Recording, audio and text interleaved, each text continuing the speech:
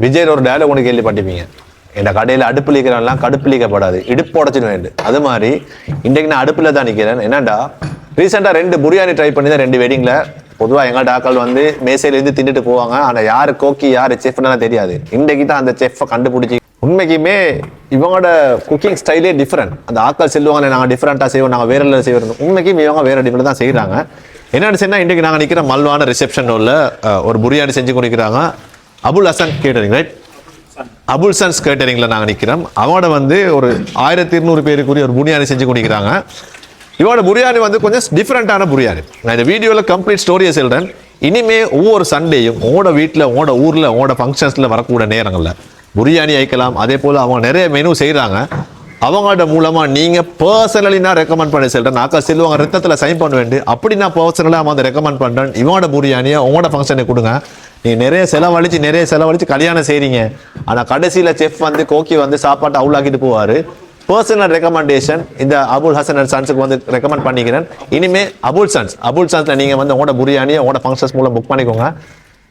அதுக்கு போகிற நீங்கள் தேங்க் பண்ணுங்கள். அஸ்ஸலாமு அலைக்கும். அபுல் சன் கேட்டரிங்லேருந்து நான் ஆசிக் பேசுகிறேன். ஸ்ரீலங்கா முழுக்க நம்ம சாப்பாடு செஞ்சுக்கிறோம். மல்வான்ல நிறைய சாப்பாடு செஞ்சுக்கிறோம். இன்றைக்கு மல்வான்ல 1200 பேருக்கு சாப்பாடு நடக்குது. நைட்டில் பிரியாணி, தம் பிரியாணி. அதுக்குள்ள வேலையில் இன்ஷால்லா முடிஞ்சு, இன்ஷால்லா இதுக்கு போகிறோம். டம்முடைய வேலை தான் இருக்குது. நம்ம இப்போ டம் ஸ்டார்ட் பண்ண போகிறோம். இப்போ டம் நம்ம இறைச்சி பச்சைக்கு தான் இறைச்சி போட்டுக்கிறேன். பச்சை இறைச்சி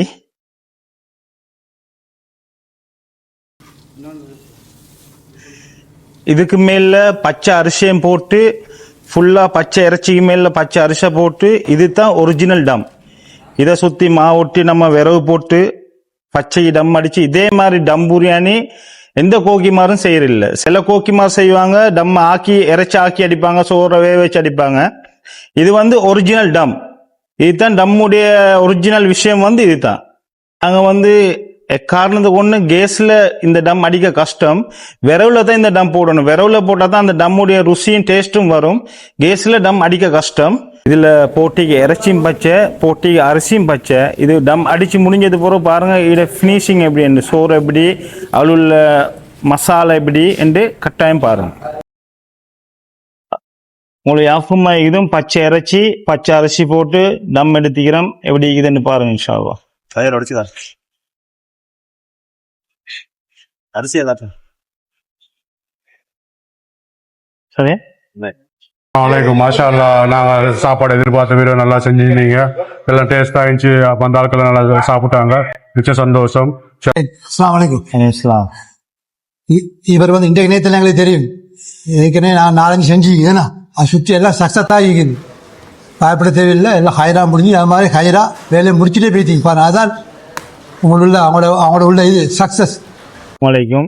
சந்தோஷமா மல்வான்ல சாப்பாடு எல்லா விஷயமும் செஞ்சு முடிஞ்சு சந்தோஷமா இருந்துச்சு. இனிமே உங்களோட ஊர்ல என்னென்ன சாப்பாடுகள் இருந்தால் இன்ஷால்லா கனெக்ட் பண்ணுங்க. நொம்பருக்கு நொம்பருக்கு இன்ஷால்லா நான் போடுவேன். என்ன ஒரு விசேஷமா இருந்தாலும், கந்திரியா இருந்தாலும், கல்யாண விசேஷமா இருந்தாலும், எந்த சாப்பாடா இருந்தாலும் கான்டாக்ட் பண்ணுங்க. நொம்பருக்கு நாங்க வந்து சந்தோஷமா நிரப்பமா ஹைரா எங்கட கை மூலமாவே எல்லாம் செஞ்சு தருவோம் இன்ஷால்லா. சாப்பாடு தின்னவங்க வீடியோ பாக்குறதா இருந்தா இன்ஷால்லா கமெண்ட் ஒன்று பண்ணுங்க. ரொம்ப சந்தோஷமா இருக்கும். சரியா?